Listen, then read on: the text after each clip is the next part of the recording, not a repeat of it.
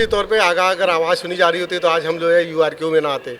निश्चित तौर पे अगर समय पे रहते हुए इन्होंने कुछ कार्य किए होते, जैसे कि हमारे संगठन बिल्कुल यूपीएस का विरोध इसलिए किया गया कि जो हम लोग से को वादा किया गया था हमारे मान्यता प्राप्त संगठनों ने कि हम ओपीएस दिलाएंगे और ओपीएस के नाम सब कार्यकर्ताओं की नियुक्ति हो गई है। जितने हमारे पदाधिकारी हैं उनके कार्य वितरण हो गए हैं। पोस्टर है, बैनर है, पंपलेट है, बैच है।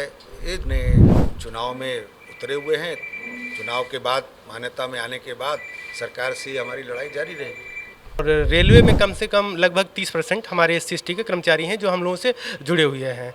और जैसा कि अभी हमारे पूर्व के लोगों ने बताया कि जो रेलवे में 2 यूनियन यहाँ पर लखनऊ मंडल परिवारवाद भी हावी है। संगठन में मैं बाप हूँ तो मेरा बेटा ही उसके अगले पद पे जाएगा या मेरा कोई रिश्तेदार जाएगा, भले ही उससे ज़्यादा योग्य लोग वहाँ बैठे हुए हों, उनको कहीं न कहीं इग्नोर किया जाता है।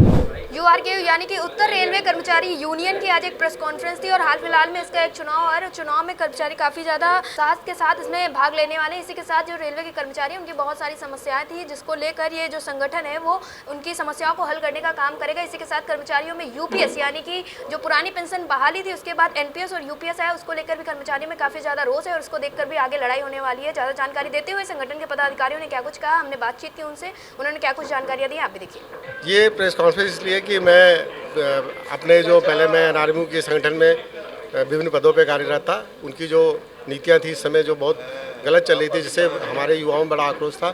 आज मैं उनको उनकी प्राथमिक सदस्यता को छोड़कर मैं आज यूआरक्यू की सदस्यता प्राप्त की है मैंने।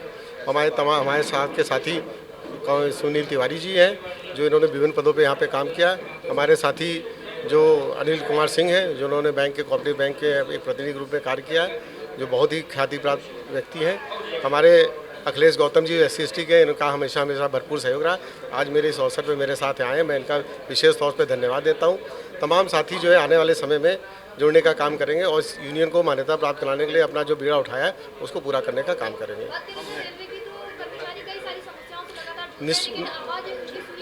निश्चित तौर पे अगर आवाज़ सुनी जा रही होती तो आज हम जो है यूआरक्यू में ना आते। निश्चित तौर पर अगर समय पे रहते हुए इन्होंने कुछ कार्य किए होते, जैसे कि हमारे संगठन मंत्री जी ने बताया है कि ट्रैकमैनों का जो हालात है उन्होंने समझने का काम किया। हमारी जब जैसी मान्यता प्राप्त हमको मिलेगी, हमारे को नेगोशिएशन का अधिकार मिलेगा, हम उनके लिए सबसे पहले बहुत काम करेंगे। हमारे जो रनिंग स्टाफ है उनकी समस्या बहुत ज़्यादा है। आज के दिन में रनिंग स्टाफ की ये स्थिति है कि 12-12 से लेकर 14-14 घंटे ड्यूटी करनी पड़ती है। ना तो उनको परिवार को कोई देखने वाला है, अगर वो बीमार पड़ जाए तो भी फोर्सफुली उनको काम करना पड़ता है। ऐसी स्थिति में जो उनकी समस्याएं हैं, हमारे रनिंग के जो और भी लीडर हैं, सुनील तिवारी जी हैं, हमारे अखिलेश गौतम जी हैं, ये लोग ऐसे हैं जो इन्होंने ज़मीनी पे इन्होंने काम किया है। आज आवश्यकता पड़ी है कि हम किसी ऐसे दल में, ऐसे यूनियन के संगठन में जाएं जो हमारी बात सुनी जाए। जी बिल्कुल, यूपीएस का विरोध इसलिए किया गया कि जो हम लोग से को वादा किया गया था हमारे मान्यता प्राप्त संगठनों ने कि हम ओपीएस दिलाएंगे और ओपीएस के नाम से इन्होंने यूपीएस का एक समझौता किया है जो कि किसी भी कर्मचारी को, जो नए कर्मचारी हैं जो 2004 का भर्ती हुए, वो बिल्कुल नकार उनके गले से नहीं उतर रहा है। यही कारण है कि आज जो है अपार समर्थन यूआरक्यू को मिलता जा रहा है। चुनाव को लेकर के जितने बूथ हैं हमारे, उस बूथ मैनेजमेंट पर बहुत सक्रियता से सब कार्यकर्ताओं की नियुक्ति हो गई है। जितने हमारे पदाधिकारी हैं उनके कार्य वितरण हो गए हैं। पोस्टर है, बैनर है, पंपलेट है, बैच है। ये जो प्रचार के साधन होते हैं वो सब लेकर के हम सब कर्मचारियों के पास जा रहे हैं। उसमें हमारे जो पत्रक में डिमांड है सरकार से, वो भी हम ले जा रहे हैं। ओपीएस के मुद्दे को अभी जैसे बताया आपने कि हम पुरजोर कोशिश से पूरा भारतीय मजदूर संघ इसके पीछे खड़ा हुआ है और हमको लगता है कि आने वाले समय में और इन मुद्दों को हम अच्छे तरीके से करेंगे और चुनाव में अच्छी विजय हम लोग हासिल करने वाले हैं। इसी आशा के साथ हम लोग लगेंगे। जी, पहले सरकार ओपीएस से एनपीएस पे आई, फिर एनपीएस से यूपीएस पे आ गई। जो सरकार लगातार एनपीएस की कड़ाइयाँ करती, खूबियाँ गिनाती हुई नजर आती थी, वही सरकार अब यूपीएस पे आ गई। तो यानी अगर एनपीएस अच्छी थी तो फिर सरकार को यूपीएस पे क्यों आना पड़ा? अब ये तो सरकार बताएंगे, लेकिन जो हमारे पुरानी जो मांगे हैं कि ओपीएस को लेकर के भारतीय मजदूर संघ वो दृढ़ है, तो उस चीज़ को लेकर के हम अपने चुनाव में उतरे हुए हैं। चुनाव के बाद मान्यता में आने के बाद सरकार से हमारी लड़ाई जारी रहेगी। सबसे पहले मैं अपना परिचय देना चाहता हूँ। मेरा नाम अखिलेश चंद्र गौतम है। मैं all India SC/ST railway employees association का लखनऊ मंडल का मंडल मंत्री हूँ। हमारा जो एसोसिएशन है मान्यता प्राप्त एसोसिएशन है और हर जगह हमारे कार्यकर्ता हैं और रेलवे में कम से कम लगभग 30% हमारे SC/ST के कर्मचारी हैं जो हम लोगों से जुड़े हुए हैं।